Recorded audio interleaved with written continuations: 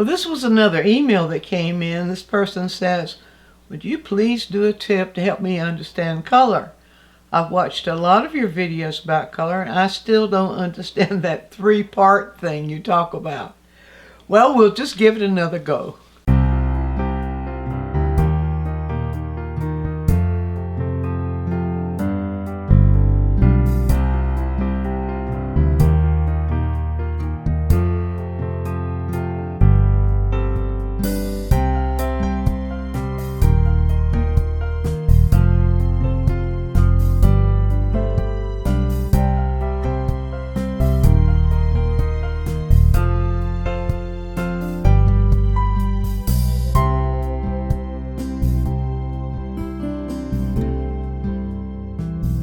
The problem most people have with understanding how color works is they think of it in terms of one thing, color.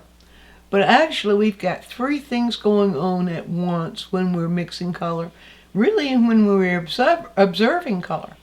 So what I'll do here is I'll try to take one at a time and show you when it changes, how it changes, and what you can do to control the color, or even mix the color that you're looking at. Any color you're looking at can be mixed if you just know what color does to color in these three distinct characteristics.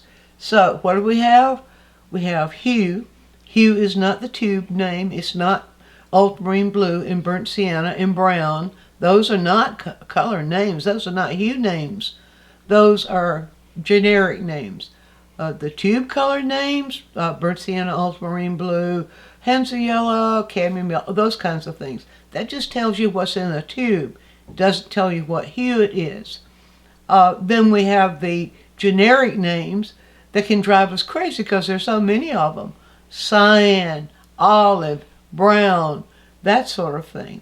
So you can see why it's really to your advantage as a painter if you put those aside when you're mixing color and mix towards hue. Hue never changes. The hue itself never changes. Those hues we found listed on every traditional color wheel. Now there's some fancy color wheels out there that list cyan and magenta and those kinds of things, but you can study stuff like that if you want to. It's not as clear, not in my head at least, as it is if you just know that those are also kinds of hues. So what does that mean? The hue of any color is labeled on traditional color wheel. We all know them. We learned them in elementary school, or if not before.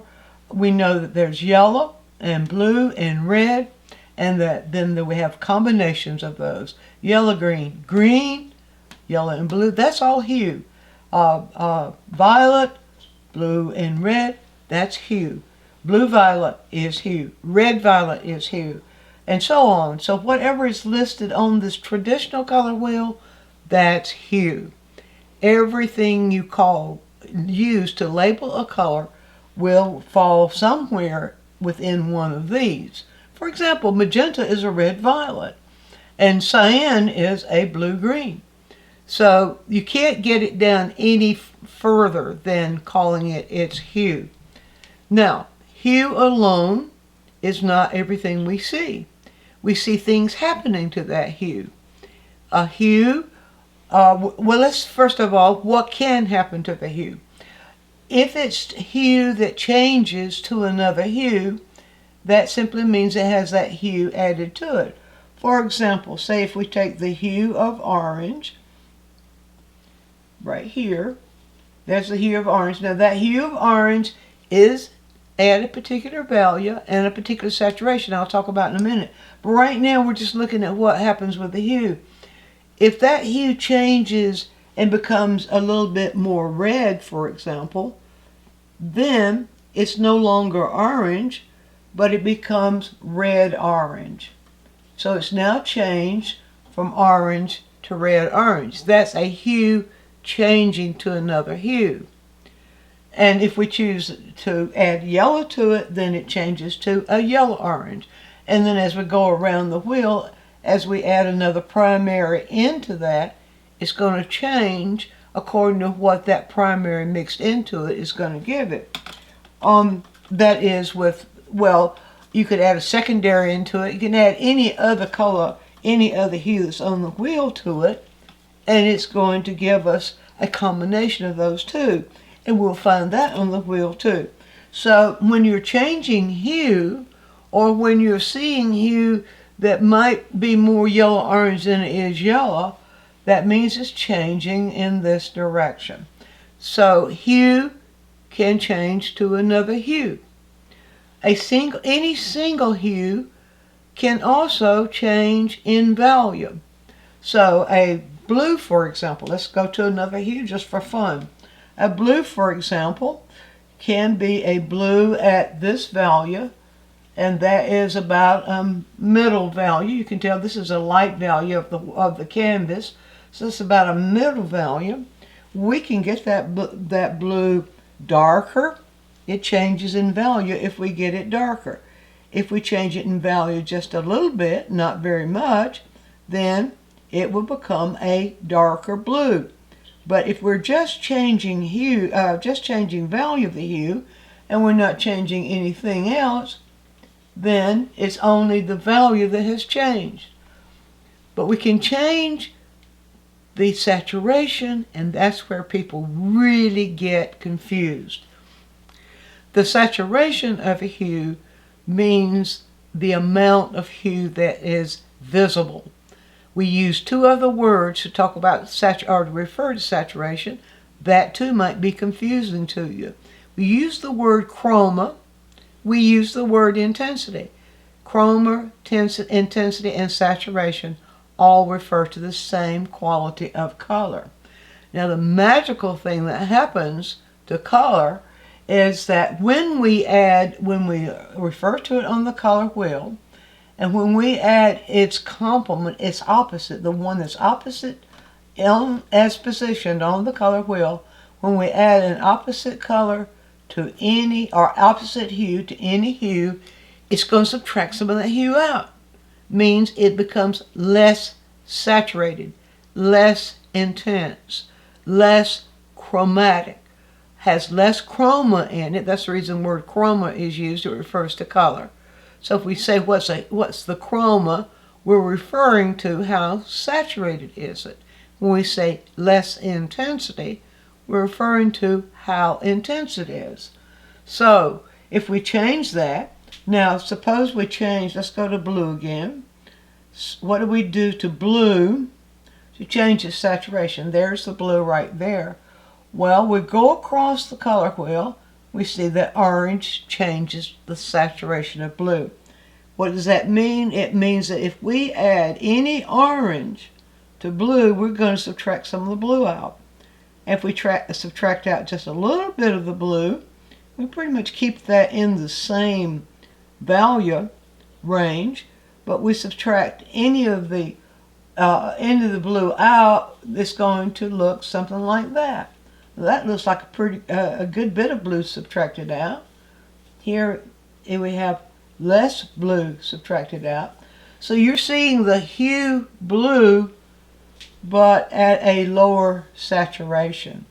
If you subtract all the blue out, in other words, if you pull enough orange into it so that you don't see blue anymore, but you don't see orange either, you're going to get a neutral.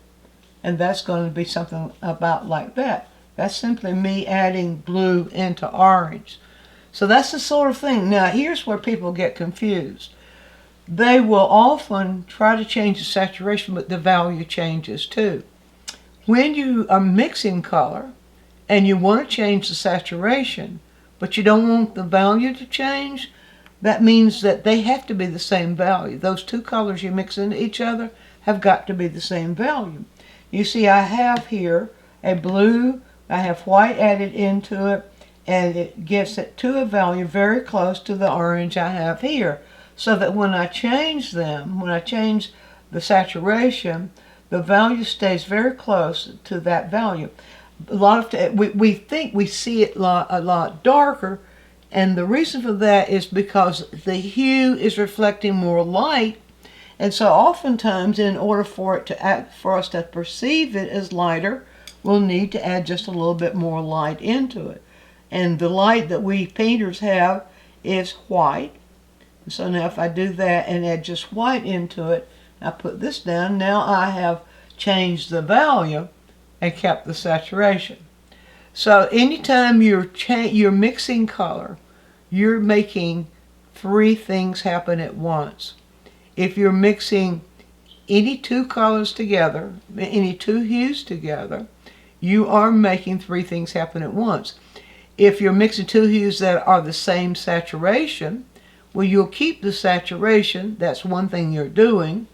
You'll change the value and you'll change the hue. But see, that is if you're using the same saturation. If you're using the two hues that are different values, you're going to change the value. If you use a very dark blue and a very light orange, you're going to change the value. It's going to not be the same value as either of them. It's going to lean towards the value that you have most of.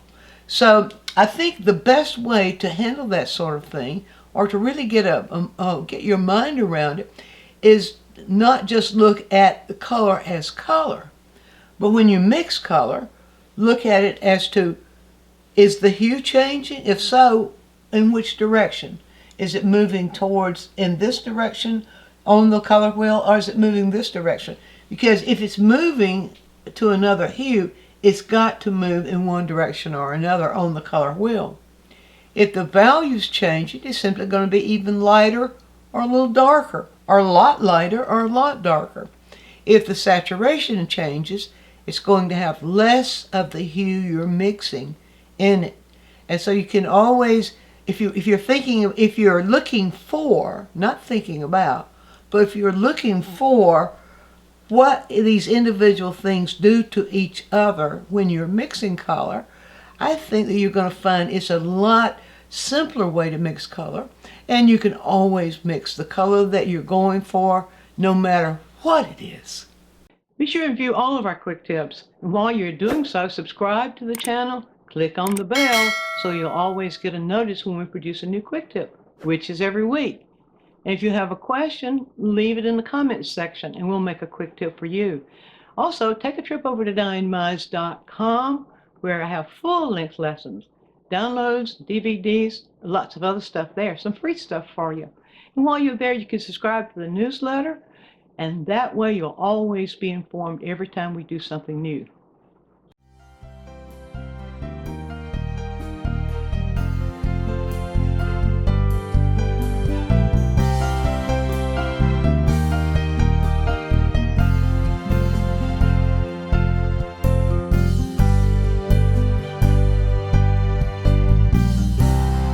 Button up.